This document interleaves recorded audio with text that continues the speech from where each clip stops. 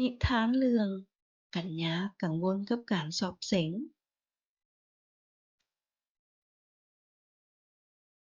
อีก2 อาทิตย์ก็จะแม่นการสอบเส็งประจำภาคเรียนที่1แล้วกัญญามีความกังวลใจที่สุดย้านตนเองจะเฮ็ดข้อสอบเส็งวิชาเลขออกมาบ่ได้ดีกัญญาคิดแล้วบอกแม่วันว่าในช่วงนี้กัญญาจะตั้งใจใช้เวลาทวนคืนบทเรียนบ่เล่นเกม และบ่ฟังเพลงในโทรศัพท์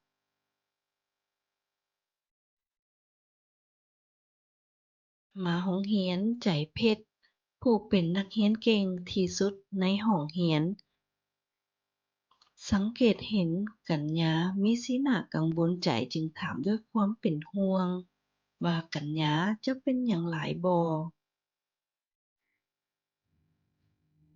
กัญญาตอบใจเพชรว่าข้อยรู้สึกกังวลใจหลาย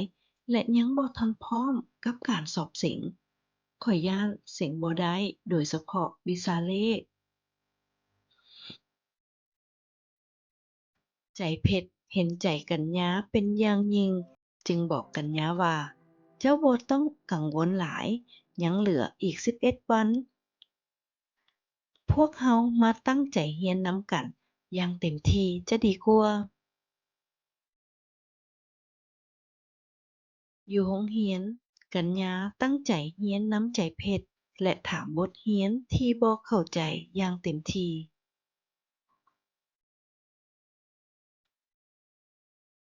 เมื่อกลับมาเรือนกัญญาก็ใช้เวลาว่างตั้งใจเรียนและแก้เวียกบ้านวิชาเลขทุกข้อให้สำเร็จ แม่วันให้กำลังใจกัญญาแม่วันเอาเค้กแซ่บๆและนมอุ่นๆมาให้กัญญาแม่วันบอกว่ามื้อสอบเสงให้พยายามเฮ็ดให้เต็มที่เวลาแก้เลขแล้วก็กวดคืนคำตอบอีกรอบ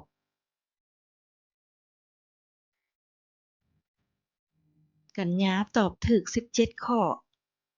ได้คะแนนดีเป็นอันดับที่2ของห้องเรียนกัญญาดีใจที่สุด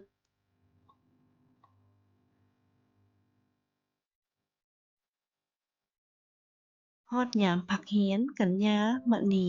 และใจเพชรก็ได้พักผ่อนเล่นเกมฟังเพลงและเล่นกีฬานำกันอย่างม่วนซื่น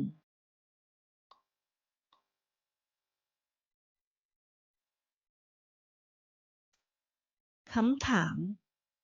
1. เป็นหยังกัญญาจึงรู้สึกกังวล 2. เวลาที่กัญญาทบทวนบทเรียนกัญญาจะบ่เฮ็ดหยัง 3. แม่นไผที่ถามว่ากัญญาเจ้าเป็นหยังหลายบ่ 4. แม่วันให้กำลังใจกัญญาแนวใด 5. กัญญาเฮ็ดบทเสงและตอบได้ถูกจักข้อ